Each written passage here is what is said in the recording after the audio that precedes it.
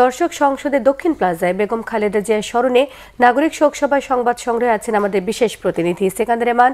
সরাসরি যুক্ত হচ্ছে তার সঙ্গে। রেমান, নাগরিক শোকসভার সর্বশেষ কি পরিস্থিতি আপনি দেখতে পাচ্ছেন, জানাবেন।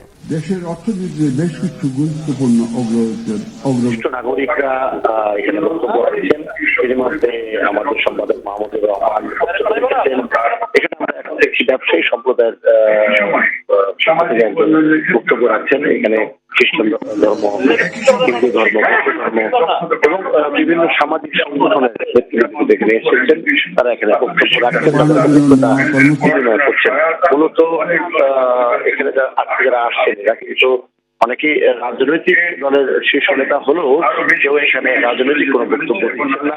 এখানে আজকে মূল বিষয়টি আসছে বেগম খালেদা জিয়ার যে অবদানগুলো বাংলাদেশের গণতন্ত্র, মানবাধিকার, আইনের শাসন, নারীর অধিকার এবং দীর্ঘ যে সংগ্রাম লড়াই, বেগম জিয়ার যে ঐতিহ্য, যে কর্মকাণ্ডগুলো, সে বিষয়গুলো কথা হচ্ছে, আলোচনা হচ্ছে। এবং লক্ষণীয় যে বেগম জিয়া যে আদর্শ শিখেছেন শহীদ রাষ্ট্রপতি জিয়াউর রহমানের যে বহুদলীয় গণতন্ত্র, বাংলাদেশি জাতীয়তাবাদের যে বিষয়গুলো, এই বিষয়গুলো নিয়ে কিন্তু আজ কথা হচ্ছে।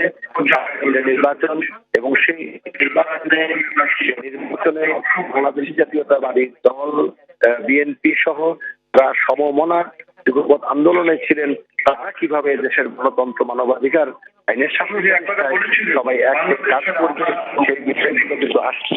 একই সঙ্গে আলোচনা হচ্ছে আন্তরিক লড়াইয়ের যে বিষয়গুলো, সেই বিষয়গুলো নিয়ে কিন্তু কথা হচ্ছে। আর এখানে কিন্তু উপস্থিত রয়েছেন বিএনপি চেয়ারম্যান তারেক রহমান, সদস্য।